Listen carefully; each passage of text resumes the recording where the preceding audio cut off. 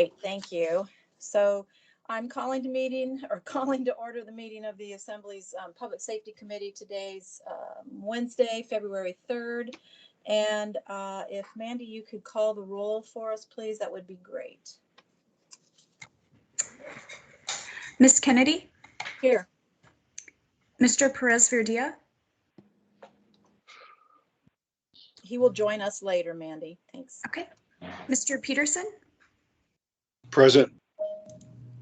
Mr. Constant? Mr. Dunbar? Here. Ms. Zalatel? Here. Mr. Rivera? Present. Mr. Weddleton? Here. Ms. Allard? Here. Ms. LaFrance? Thank you, Chair. Having audio issues at the last meeting, I think they persist. Meg, I heard you, so we Yeah, have not you. me, Miss LaFrance. Miss LaFrance has been having. It looks like Oh, she okay. is on mute. Okay. So well, maybe and she's on her phone and needs to unmute. So it would be *6, Miss LaFrance, if you're on your phone. But I do see that she's here. Yes, I see that too. Okay. All righty. Well, we will do the best we can then. And Suzanne, if you have issues with anything and you want to chime in on something, you can always text me as well. So hopefully we can get to any of your questions if you have any.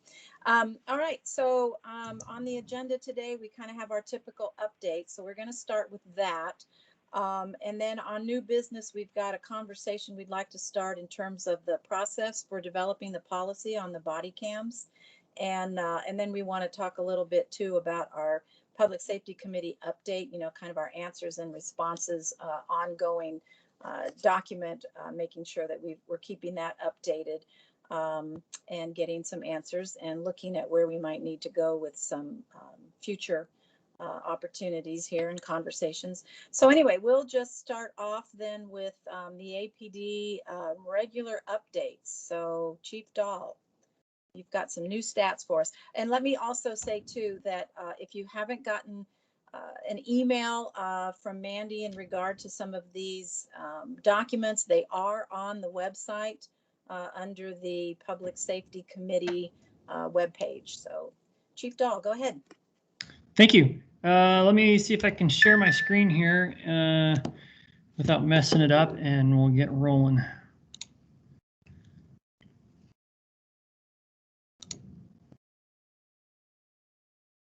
Okay, you guys should be able to see the slide that says Anchorage Police Department homicide victims.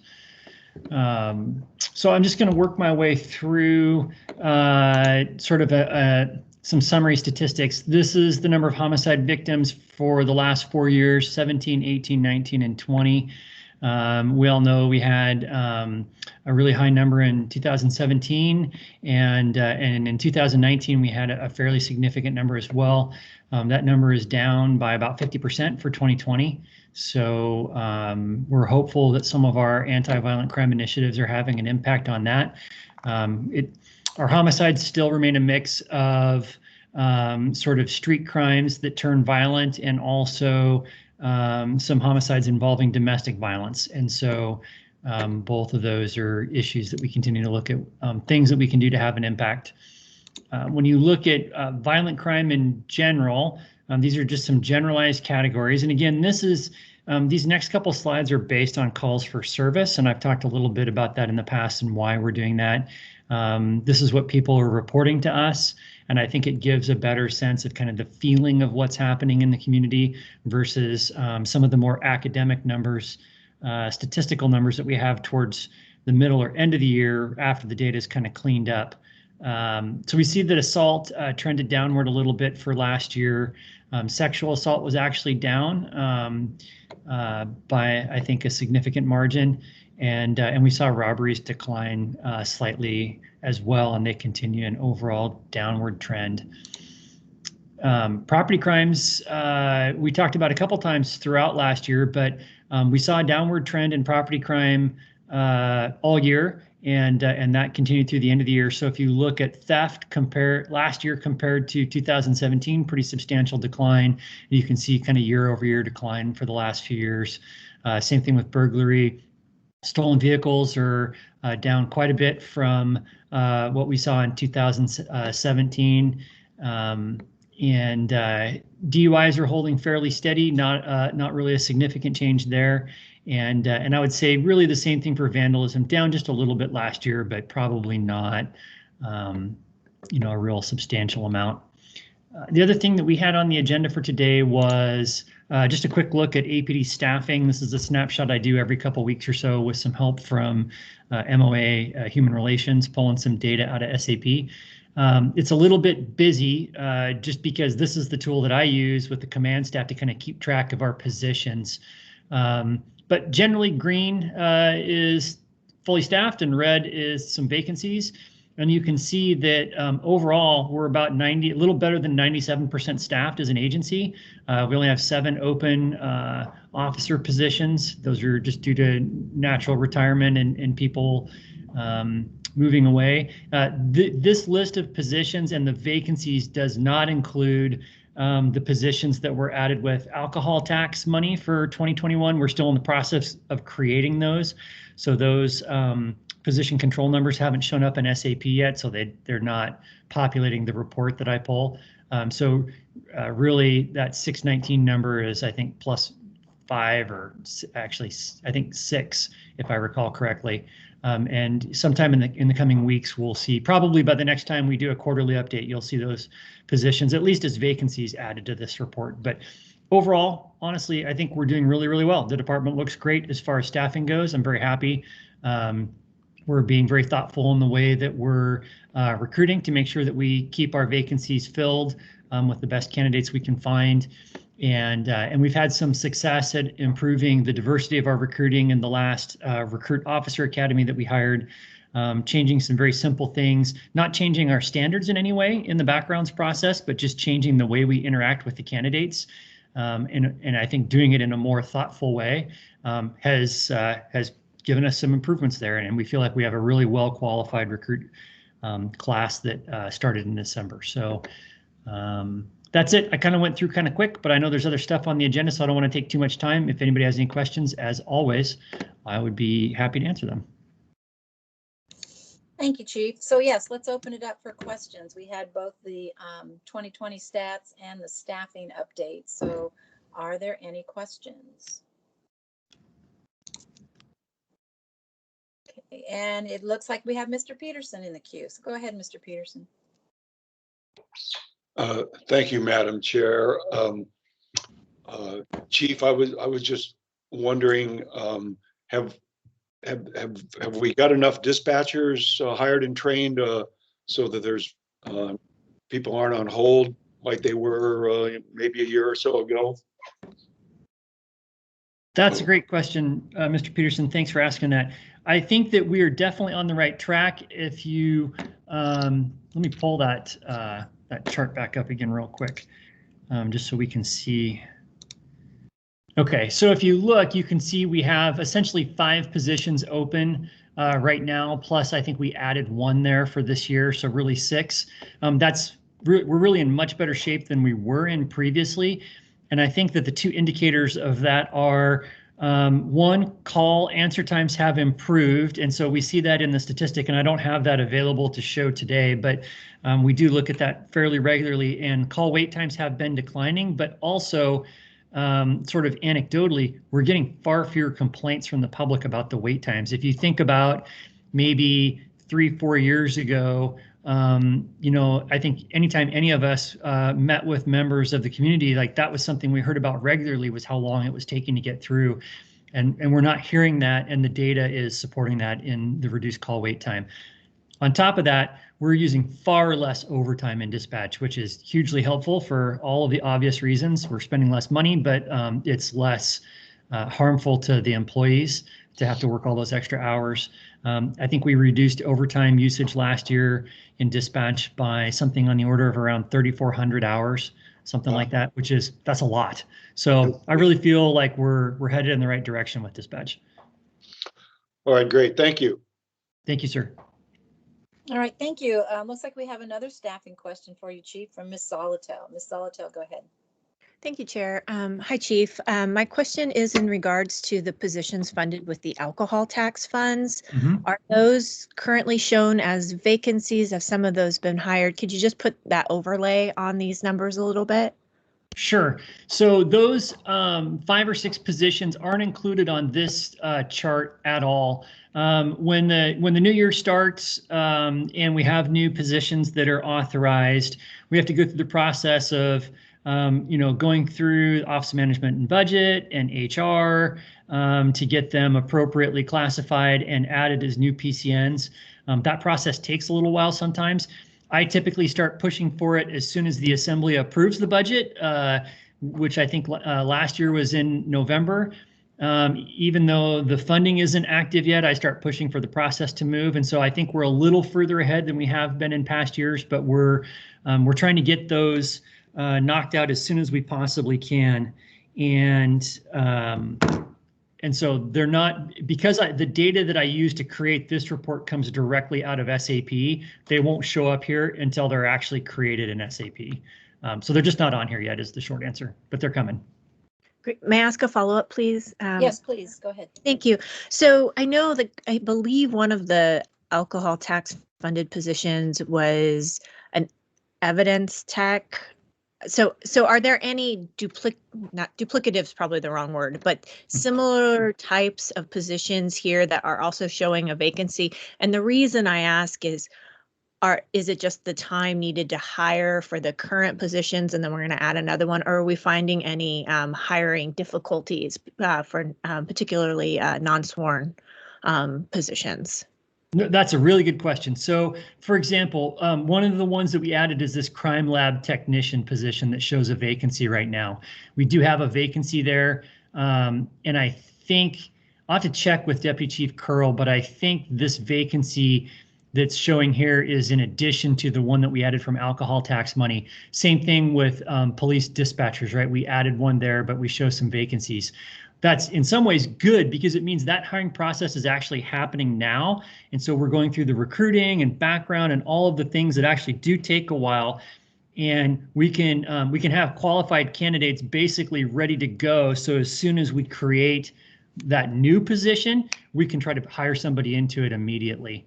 And so that is a little bit helpful. Generally speaking, we've had pretty good success in doing recruiting for the non-sworn positions. Honestly, that crime lab technician position, it's a very technical, specialized position. Those are kind of difficult to hire sometimes. But because we've had a process going, we think that we have good candidates in the pipeline. And so this is actually a really opportune time to be adding that position because we may be able to grab 2 people out of that process instead of just 1. So good question. Great. Thank you so much. Thank you, ma'am. All right, thank you. Thank you, Chief. I actually have a question too, since you're talking a little bit about hiring and the hiring pool, and especially being able to hire for positions that require a great deal of expertise. Are we finding that locally or somewhere within the state, or do we actually have to expand into the lower 48 for some of these positions? It depends. So sometimes we are successful locally, or we have people, for example, for a crime lab technician that maybe start off in another position in the department. They gain some experience. They put some effort into, getting training and sort of expanding their skill base, and then they're able to sort of move up into these positions. Sometimes we do have to go outside. We recently hired our crime lab manager from out of state because we were having a difficult time recruiting somebody locally. And we see the same thing with our sworn officer position sometimes too, where we see out-of-state applicants. I think it's beneficial to the community if we do get people who are well-qualified workers that we bring in from out of state. I think that's healthy for Anchorage to have new people moving in. But we definitely put a lot of effort into looking for local candidates. Great. All right, appreciate that. Thank you. Yes, ma'am. Thank you. Okay, are there any other questions then for Chief Dahl? Not seeing anything in the queue. Then let's move on then to Chief Hetrick and the Anchorage Fire Department and an update with their staffing. So Chief Patrick, please go ahead. Good morning, everyone, for another 45 full minutes. I have a couple of updates. We do not have our stats yet because that is one of the vacant positions we have is our data analyst position. Our RMS specialist has not been filled since last March. We lost that person during the, they went to the EOC for the COVID response, and the OEM stole her from us. So we've had that vacant, or that position vacant for a while. We are conducting interviews this week, and hopefully we'll have someone selected. So by March, I'll be able to, March or April, be able to give some actual stats for how we, how well we did in 2020. Looks like preliminary numbers put us right on track to where we were in 2019, but we'll wait and see for the finals for that. Staffing wise, we started an academy on January 14th with 23, and they are going, everything's going really well. We haven't lost anyone at this point. They will graduate, looks like about the 3rd week in April, and we'll let everyone know when we've got that nailed down what the graduation looks like. This is an Electrician Academy. Basically, we're filling positions for people who are retiring, and so far this year we've already had 4 retirements and 2 people who separated for other reasons. So we're definitely going to need all 23 of those people because we have another 10 or 11 happening this spring. So we'll hopefully, probably by, we're guessing September, October, we'll be back to flat staffing, and that is response staffing. We are still working on, just like Chief Dahl, the approvals for PCNs for the mobile integrated health program, which is the mobile crisis response team. 2 of the positions have been approved through HR so far, and we anticipate filling or having people assigned to those positions because those are the firefighter positions, and we'll have people assigned to those probably March 1st, which will be great because it will help the one firefighter that we have been doing the core work. We are still waiting for approvals for the battalion chief, the fire admin position, and the mental health clinicians and caseworker, case manager positions. Those are still in classification at this time, working through the process. And I will say both OMB, who has to approve the budget, and HR are working diligently on those. We're not the only ones they're working on, because I know that they're assisting the health department with some grant-related positions that were very time sensitive. So we are definitely seeing progress there, which is really nice. And I'll transition right into our mobile program for crisis response. We did the walkthrough today over at the station at Government Hill. We're waiting for a cost estimate for what that will take to turn it into a viable facility. No one has been using the building as actual office space or anything since we moved out in the 80s, so it needs quite a bit of work. The building was built in the early 60s, so as you might guess, yes, there's asbestos, and it hasn't received any love for a while, so we're working on that one and getting that done, and we'll see what the bill comes in for that and see how much we can get done this year. But we're not waiting for that. As soon as we get the positions approved through HR, then we will go right into the hiring process. We've definitely had some interest so far in the battalion chief position and the fire admin position, and because we're still a little preliminary for the mental health clinician and the caseworker positions, we think that we have a pretty decent applicant pool for those as well. It just depends on what gets spit out on the far end. We are still targeting April 1st, maybe a little conservative May 1st with having all of those positions staffed. So we're still headed that direction. Everything else department-wise is going well. The cold snap and the snow, other than we're seeing a little increase in the number of working fires that we've seen, and some of you probably saw the news yesterday that we had a successful save at a multifamily structure yesterday, and it was partially due to early recognition that the fire was happening, so our crews were able to pull 3 people out of that building one of which was transported, the others sought medical care on scene. So we're seeing a little bit of increase in that with the cold weather. Just again, remind your constituents to practice fire safety, because this is the worst time of year to have a fire and for anybody to lose their property or a family member. So I'm going to get that reminder out as always. And any questions if anyone has anything? Thank you, Chief. Yes, any questions from the members?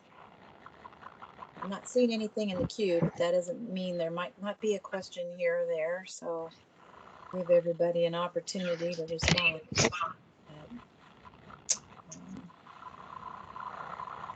Okay, well, I'm not seeing any questions. I know, Chief Hetrick, that you're talking about, hoping to have a bigger, broader report maybe on the core team next month.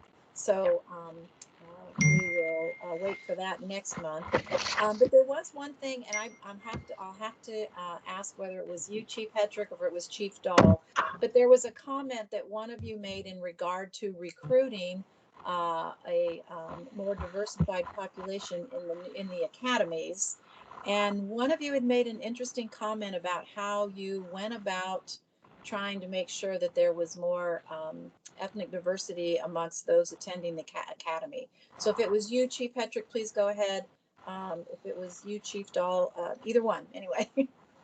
That was definitely Chief Dahl that they'd come up with a solution. So I'll step out and give him the chance. Okay, well, don't go away, Chief Hetrick. Thank you, though, for your update. So Chief Dahl. Thank you, ma'am. I don't know if I'd call it a solution. Honestly, Captain Sean Case, who's our captain of administration, was just looking at the way that sort of our business process of working people through the backgrounds process, the pre-hiring process, and talking with the staff in the recruiting unit and looking at where people were dropping out of the recruiting process, and trying to draw some conclusions from that. And really what he came up with was just being a little bit more proactive in our communication, having the recruiters reach out to candidates a little bit more, just kind of provide some encouragement in between the steps. As I'm sure all of you are aware, it's a lengthy process to go through. And frankly, just tailoring our communication to the individual needs of the candidates a little bit better, which I think in some ways is kind of interesting to say out loud, because it seems like, oh, well, no kidding, like that makes sense. But it seems fairly obvious, but it was, I think, an insightful conclusion to draw on his part. And so they tried it with this last academy, and it seemed to have worked very well. So, so far we've tried it once and had a good outcome. We're going to continue doing that and see if we get continued repeated positive outcomes. So I don't know if I would say it's a trend yet, but we're hopeful that it's having an overall positive impact on the way our classes look, and that overall for everybody that's in the application process, it's a better experience. Great. Thank you, Chief Dahl. No, I appreciate that, because I think one of the things that spoke to me in your comments about that was just the idea of how important it is to actually build relationships. And that really goes across so many different levels and areas that I hope we don't lose sight of that there really is a significant meaning and benefit to just that idea of really just reaching out and talking to people for whatever reason. But obviously you're seeing some success in that with just recruiting just a variety of people that may potentially be great police officers. And for the most part, that could actually plays over into just about anything that we do. So thought that was a really neat thing that you were doing, and an important point for all of us to keep in mind. So appreciate that. Thanks, Chief. Thank you, ma'am. Okay, so members, any more comments or a last call here on the updates, and we'll move into this discussion on the policies, the process policy, or the policy process for our body cameras. Okay, so I'm not seeing anything on that. Looks like we're ready to move on and talk about this idea about how we do a process for really developing the policies that we'll be using here in the Anchorage municipality once we get body cameras in play. So I'd kind of like to ask you, Chief Dahl, if you'll kind of start off this process just a little bit, or the conversation, I should say, and then just give us a little bit of a status as to where the police department is on this question of policy. And then we'll open it up to some ideas about how we can better involve the community and come up with a process that will be efficient and effective. So Chief, go ahead. Sure, thank you. So typically when APD looks to implement a new policy for a new system, or frankly, even improve an existing policy, we'll generally look to other agencies and see what other people are doing, see what their program looks like, see if they've had good outcomes. If we're starting from scratch, we might reach out to some of the national organizations like International Association of Chiefs of Police or the Police Executive Research Forum. Both entities tend to have sort of policy banks where you can at least get a sort of a bare bones framework to start from, so you don't have to start from zero. And then we, get stakeholder input from inside the department, depending on what the policy's on. We usually try to get stakeholder input from outside the department as well. And then ultimately come up with a final draft. Frankly, implementing a new policy generally requires some discussion with the employee association, because a change in working conditions can be a mandatory subject to bargaining. And so we try to include them.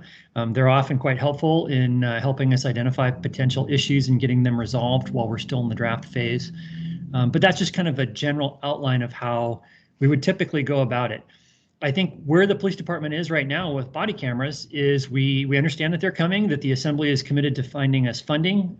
I think the command staff at APD, the line officers at APD, the employee association, everybody here agrees that they're a good idea for our agency. So we're looking forward to that. And I think other than that basic framework, we don't really have anything that we are super committed to as far as some of the elements inside the policy. Of course, we want to make sure that it's functional operationally. So, the average new patrol officer on midship can do her job effectively, and it doesn't impede that in any way. But other than that, we're very interested in hearing feedback from the public on what some elements of this look like. I think that we share some of the same concerns that we've heard from the public about, maintaining accountability and transparency of what's happening at the police department, but also balancing that against Alaskans' right to privacy. And so we're very interested and open to input as we move forward. But I think that's kind of our starting point is, other than just having a basic framework, so we're not starting from zero, we're sort of open to suggestion on how we move forward on some of this. Okay. Thank you, Chief.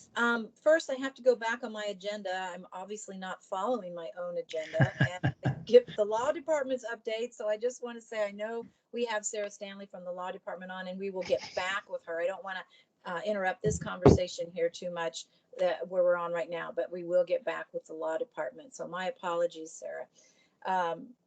Anyway, let me go on then to Ms. Zolotel, who's in the queue. She's got a question. So Ms. Zolotel. I don't have a question. I have a comment or an idea I would like to put forward, which is that we do have the Public Safety Advisory Commission, and I think it would be great to utilize that commission in working both with APD, APDEA as a starting point to look at some of the policies that Chief Dahl mentioned that are examples, bring forward concerns. I believe members of the public have an ability to submit information to that commission, and really utilize that resource we have to help kind of kickstart this and get it off the ground a bit, possibly with some updates coming back to the assembly through this committee. As you know, I think we do that with other commissions like the Budget Advisory Commission. So really just utilizing that resource we have. So it's an idea, maybe a starting point to get going before we dig in too deep on specifics. Thanks. Thank you, Ms. Zolotel. And I would agree with you. So Mr. Dunbar, you're up. Thank you, thank you, Madam Chair. So going off of what Ms. Zolotel just said, and Chief, you and I have already talked about this, but I want to just reiterate it and see if that conversation does go to the Public Safety Advisory Commission, that as we're talking about body cameras, we're also talking about policies around our existing recording devices. So both the cameras in the vehicles, but also the audio recorders, which we've talked about. So we have these, potentially body-worn audio recorders, and the policy now does not require that they be turned on when, I'm not sure exactly why, but when they are or are not required to be turned on, but when you're in pursuit of a suspect or encountering a suspect. And obviously we had an occurrence just a few weeks ago here in East Anchorage where recording from those audio devices would have been really helpful. None of them were turned on, and that wasn't a violation of the policy, but I think the policy needs to be changed so that they are on in that case. And if they're replaced by body-worn cameras, then that's great, but I just want to make sure the policy requires that they be turned on in that instance. And so I was wondering, Chief, if you could speak a little bit about that, and then, either way, if that point could follow this discussion to the Public Safety Advisory Commission, I would appreciate it.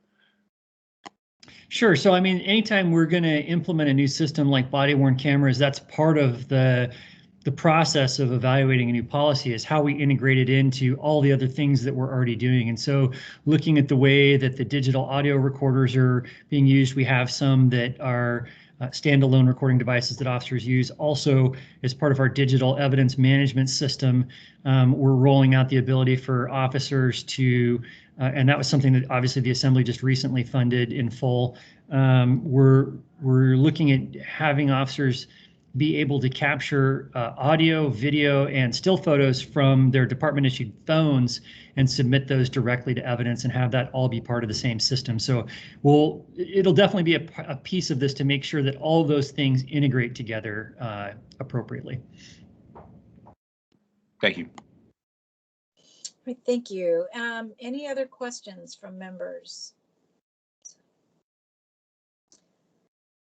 I'm not seeing anybody in the queue, but I think one of my questions is, how to best really involve the public, because we know there's a lot of public interest out there.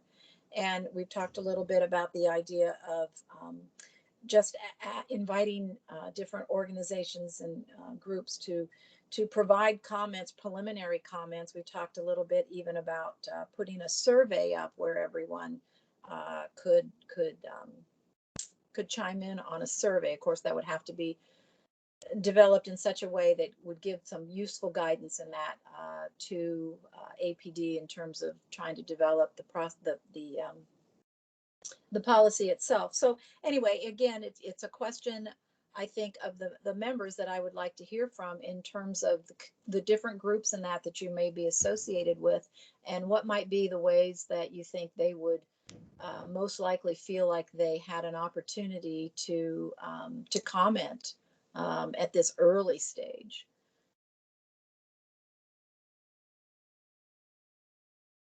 So certainly, like Chief Dahl said, open to suggestions here.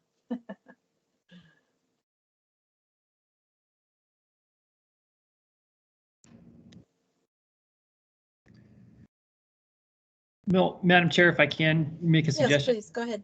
I think that maybe if we don't have anything else that's springing to mind, what APD will do is we do have, like I said, that starting point. And so our first step will be to reach out to Public Safety Advisory Commission. Then we participate in their regular meetings. We have a command representative there, and maybe just share that with them as a starting point and solicit their feedback and their ideas on how to include the public. And that'll at least get us rolling. I think if we have a target date of having this be live at APD by the end of this year, we're not going to want to let too much grass grow under our feet, either in the policy part or in the technical part of putting it together. So that at least gets the ball rolling. And then certainly anytime that we're back meeting with this committee, we could certainly, add new ideas or come up with new things. Thank you, and I appreciate that, and I guess I'm just really trying to make sure that we're doing a broad enough sweep at this point, because I know there are organizations and individuals even that are very interested in being a part of this, and I just want to make sure that we're not sending a message that, oh, we just don't want your comments yet, kind of a thing. But we can obviously direct anything that we get in terms of an email. We could certainly direct to the Public Safety Advisory commission's chair and make sure that those comments are incorporated in those preliminary discussions with that group as well. So I'm happy to do that. I just, like I said, I want to make sure that the public knows that there will be that opportunity, that things are happening right now. And I don't necessarily want them to say we don't want their comments yet.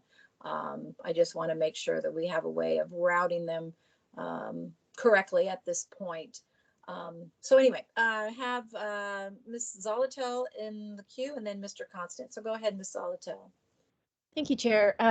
I was hoping that perhaps as chair or co-chairs of this committee, you could help us close the loop with the commission if they can, or if you can help monitor when their agenda goes up and then push that out to members here of the committee so that we can flag it for those individuals we do know are interested in this topic so they can at least listen in, if anything else, to the preliminary discussions as things are getting set up and listen for those opportunities to participate.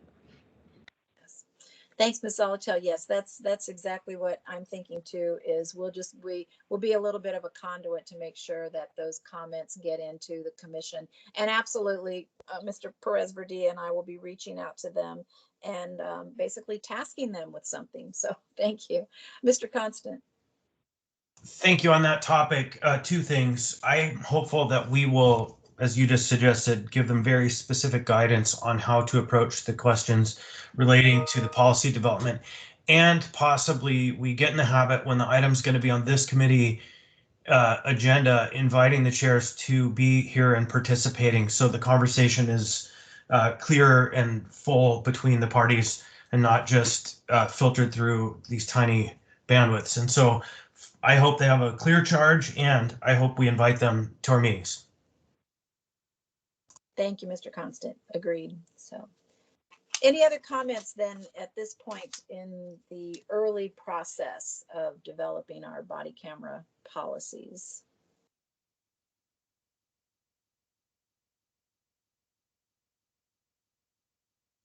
Okay, not hearing anything. So looks like we have a bit of a process and we'll get this started. Appreciate the work that APD has already done to try to get something, to give us a jumping off point. So we'll move forward with that. Thank you all. And then just to kind of wrap up some of the new business here before I go back to the law department. We have the Public Safety Committee's update our answers and responses to community questions, comments, and concerns. And that's a document that's been posted on the committee's webpage for a while. And I don't know if anybody's taken a look at it recently.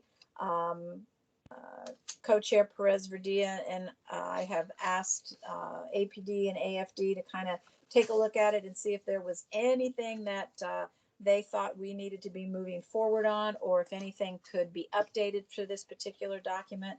But I just kind of wanted to open it up to that, if there was anything that we need to be doing to actually update this in terms of work that has been done, or if committee members had any suggestions as to how to move forward with some of the topics that are on that list. So Chief Dahl, go ahead.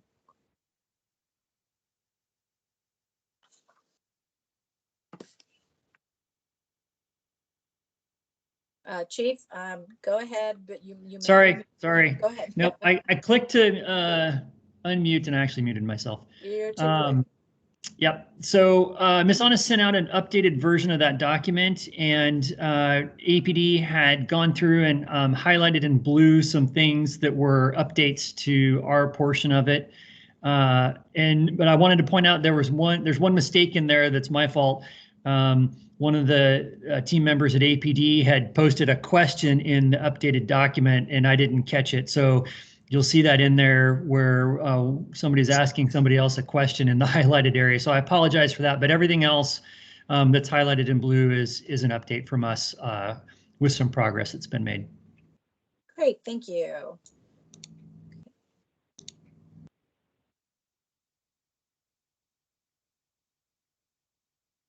Okay, any other comments then?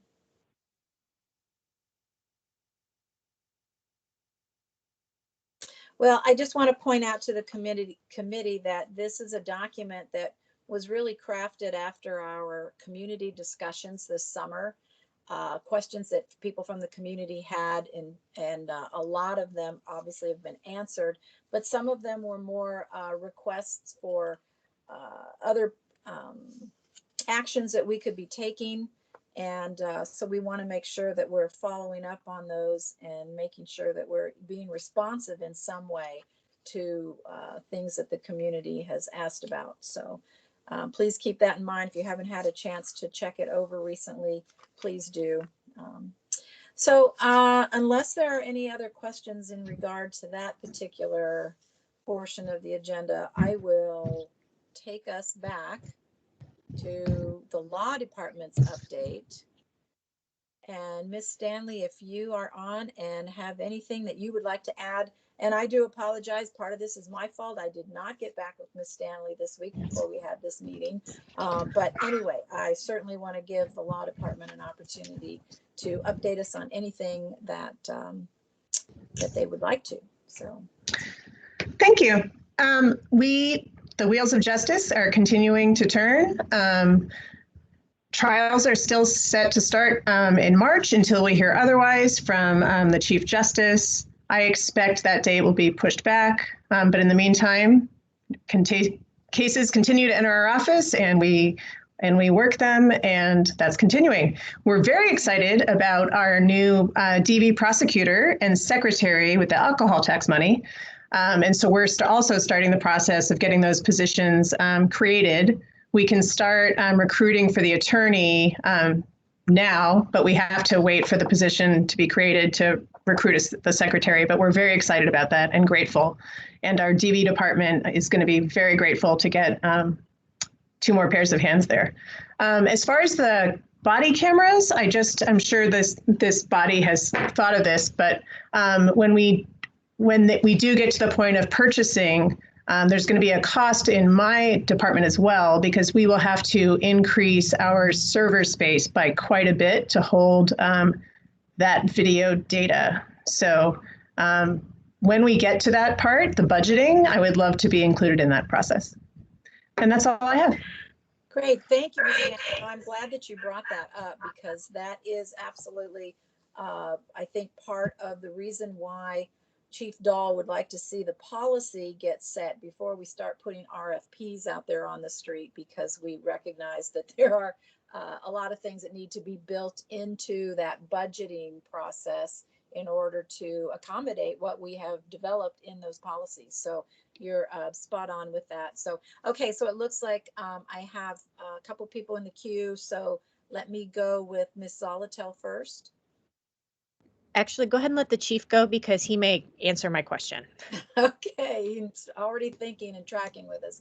Chief Dahl, go ahead. So thank you, Madam Chair, and I'm sorry for butting in yet again. So I think the question about storage and dissemination of video that Ms. Stanley brings up is a very valid point. Obviously, the District Attorney's Office has the same concerns. What I will tell you, my concept for this operation is that we move forward and we address most of those issues through technology. So instead of making copies of video and carrying them back and forth and storing them locally on a computer, those activities happen in our vendors' cloud space, and even to the extent that we share that digital evidence with Defense Counsel, all of that happens without having to copy and store locally. So I'm hopeful that we can address that if we structure our RFPs correctly. And I've seen other agencies do it, so I know it's possible.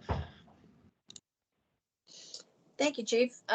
Ms. Zolotel, does that answer your question, or would you like to follow up on that? Great answer to my question. Thank you. All righty, thank you.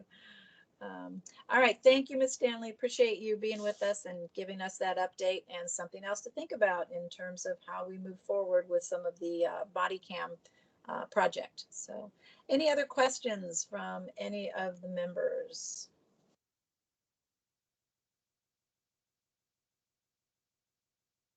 I'm not seeing anything in the queue.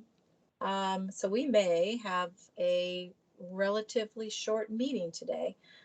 So let me go on and just ask if there's anything else that we haven't covered that any of the members want to bring forward, particularly if there's anything they'd like to see at the next meeting. We're always open to those kinds of suggestions. Madam Chair. Go ahead. Is that Mr. Constant? Yeah, this is to the chief. Go ahead. You know, with the results of everything that happened last year in the context of reduced levels of crime and all of this, I would love at some point for your team to provide us with some analysis on best guess of why and how, and then thoughts on how going forward we can support the department to ensure, and that we can support the community to ensure that we continue in that path. It's kind of abstract and philosophical, but I'm hoping you can take that on. Thanks. I assume that's for this chief and not the other one. Well, I mean, that's always the key question, right? If crime is heading in whatever direction it's heading in, why is it happening, and what can we do about it? So we're always asking that question, and if we have good answers, we'd be happy to share them with you. Yeah, just a philosophical conversation. It could be something that's less formal than the committee, like work session or even a strategic planning at some point, but I want to support the results and keep it going. Thank you. Thank you. All right. All right. Thank you. Any other comments? We'll move on to audience participation. Hello? All right. Yes. That Mr. Haberman? Sorry. Start my timer. My name is Carl Haberman. The first thing I'd like to say is this. You've known and addressed the issues of body cameras before the assembly. And you've heard my remarks about policies and procedures.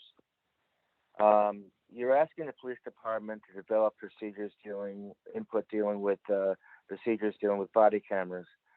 First of all, I have little or no faith with the police department and police chief in developing those procedures because the public continues to be blind to their overall policies and procedures. And that should be particularly published on the website.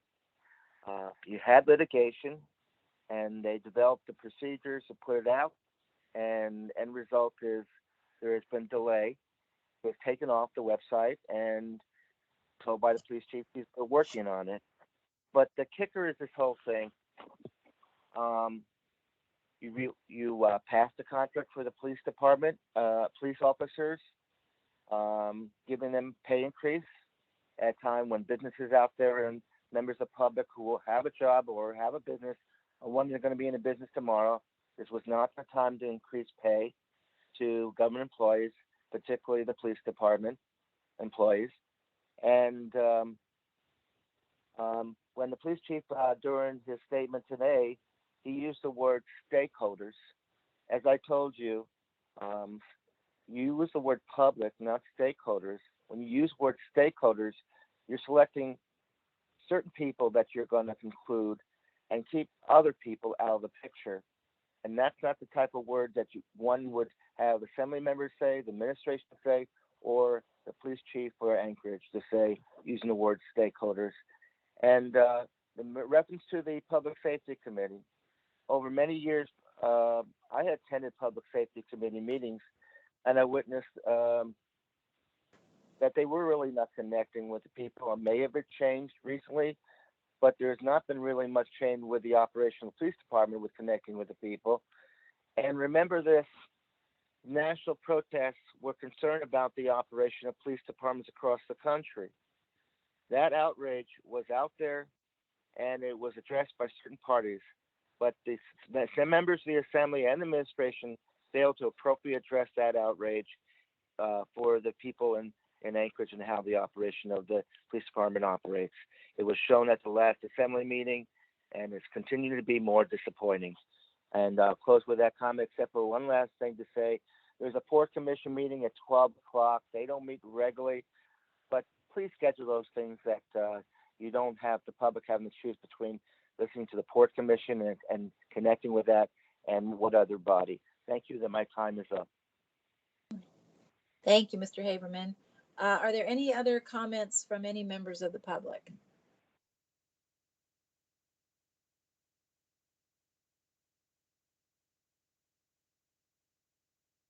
And I should probably say that if there are, you would need to hit *6 on your phone in order to be heard.